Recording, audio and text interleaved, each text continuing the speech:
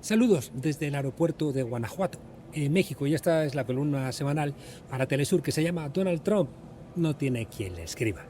La soledad de los Estados Unidos ya no es solo en Naciones Unidas, donde la indignidad solitaria de su embajador vetando cualquier sanción a Israel queda para la historia universal de la infamia, sino que ha alcanzado a lo que siempre han entendido como su espacio vital, esto es, a todo lo que quedaba al sur del Río Grande o del Río Bravo. Ya se apuntaban maneras cuando el grueso del continente, junto con el grueso del mundo, afearon a los Estados Unidos sus sanciones y bloqueos a Cuba y a Venezuela. Ahora un comunicado de la CELAC, acordado en Santa Marta, le recuerda al antaño gendarme mundial que los países de América Latina y el Caribe no toleran las amenazas militares y tampoco las ejecuciones extrajudiciales a ciudadanos que de manera legal o ilegal, da lo mismo, van en pequeñas embarcaciones, y mucho menos las amenazas de invasión, detención o ejecución de presidentes de países que son soberanos. Donald Trump está quebrando los usos y costumbres de la región latinoamericana y ya recordó Ortega y Gasset que, aún menos que los abusos, los pueblos no toleran la quiebra de los usos. Las élites globales occidentales, las que expresan la alianza entre el capital, los estados, especialmente su parte financiera y jurídica, los medios de comunicación y las oligarquías nacionales, ya no tienen la capacidad de expresar con convencimiento que sus intereses son los intereses de sus países. Y como en otros momentos de la historia, cuando eso no ocurre, pues las élites recurren a su plan B, esto es, a salidas autoritarias. La crisis de Lehman Brothers en 2008 desató el plan B al que siempre las élites recurren cuando se ponen nerviosas. Antes, algunos se dieron cuenta de que podía ser su fin, como Sarkozy en Francia o Angela Merkel en Alemania, por lo que recomendaron un capitalismo con rostro humano. Tardaron apenas semanas en olvidarlo. ¿Por qué? Pues porque la pasividad de las masas occidentales, que siguieron consintiendo, pues permitió que se consolidara ese capitalismo con esteroides, que es el liberalismo al que después, para frenar las protestas, pues han ido acompañando de crecientes dosis de violencia. El regreso de la extrema derecha estaba servido. El teatro que configuraban la socialdemocracia y la derecha liberal, partidos socialistas y partidos liberal conservadores, estalló al no ser capaces de dar respuestas en su combate amañado de boxeo a las mayorías. Y las extremas derechas se comieron a las izquierdas y a las derechas democráticas con una estrategia de populismo, con mentiras y con apoyo mediático y financiero, que les llevó a gobernar en la crisis del neoliberalismo. Milei, Trump, Kass, Bukele, Noboa, Abascal, Meloni, Orbán o Putin son expresiones de la crisis del neoliberalismo y de los errores de la izquierda. Las extremas derechas, como gestores de la crisis neoliberal, a las que no siempre controlan los que las pusieron ahí, han decidido dinamitar lo que llamaban en su lucha contra China y Rusia un mundo basado en reglas.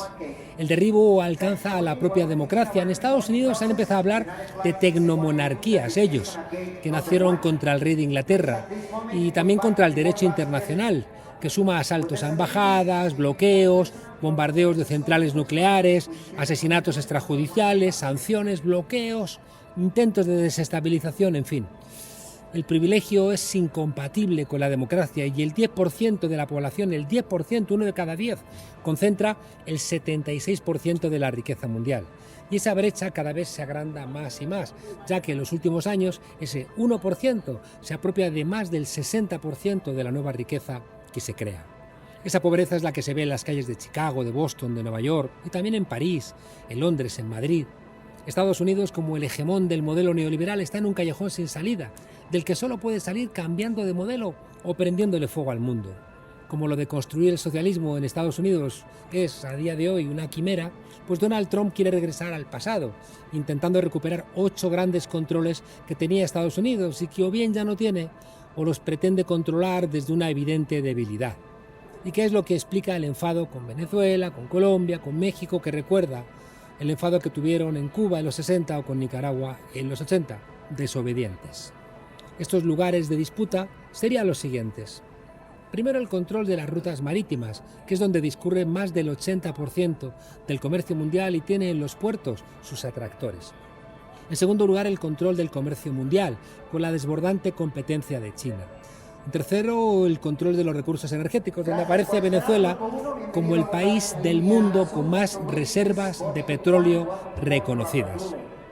Después está el control tecnológico, con una lucha a cuchillo por controlar la inteligencia artificial y el mercado de semiconductores, vinculado a la primacía militar. Quédense con el nombre de Palantir. Acaban de nombrar, de hecho, tenientes coroneles del ejército norteamericano a ejecutivos de esta multinacional, Palantir, de Meta y de OpenAI. Además, Palantir, dirigida por Alex Karp, una persona con ideas fascistas, está concentrando toda la inteligencia política militar norteamericana, al tiempo que recibe jugosos contratos con la CIA y el FBI. También está el control de la moneda de reserva internacional históricamente. El dólar desde 1945 ha sido el mecanismo para que intercambien papelitos por mercancías. E igualmente del sistema financiero internacional, con el Fondo Monetario, el CIADI, el SWIFT. También está, por supuesto, el control de las armas y del curso de las guerras, que explica las más de 200 intervenciones norteamericanas entre 1950 y 2025, cuyos últimos episodios son Gaza, el asedio a Venezuela, la voladura con misiles de pequeñas lanchas en el Caribe. Después tenemos el control de la diplomacia global.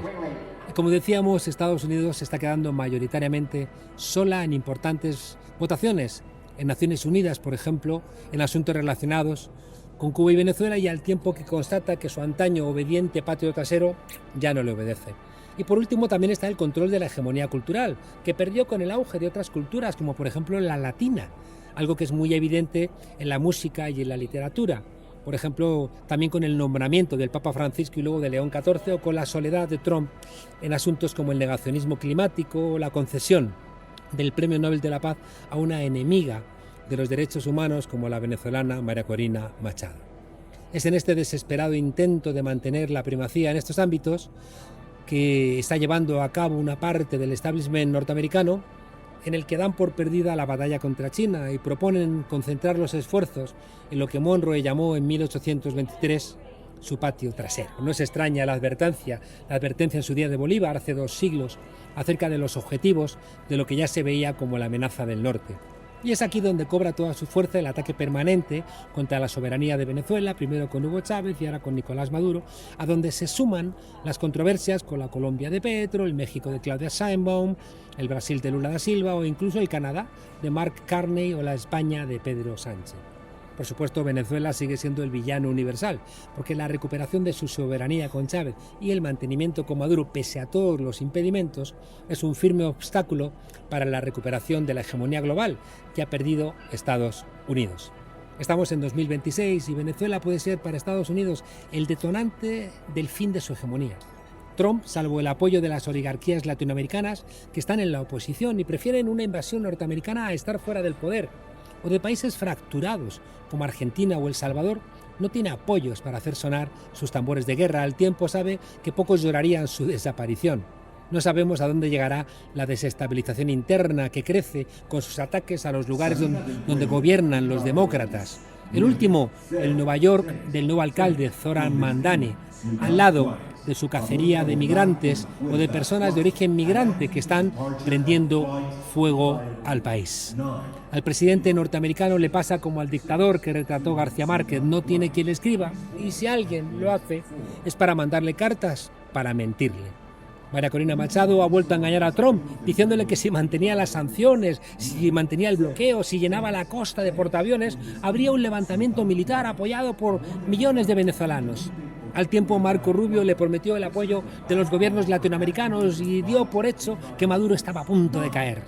En ese entorno le dijeron también que Petro iba a caer, como si fuera un descerebrado. Le presentan un documento, un plan con un presidente de Colombia, Petro, y un presidente de Venezuela, Maduro, vestidos a través de la inteligencia artificial de naranja, como si fueran presos de Guantánamo. Es un mensaje para idiotas. Están hablando a idiotas y parece que les dirige como presidente un idiota.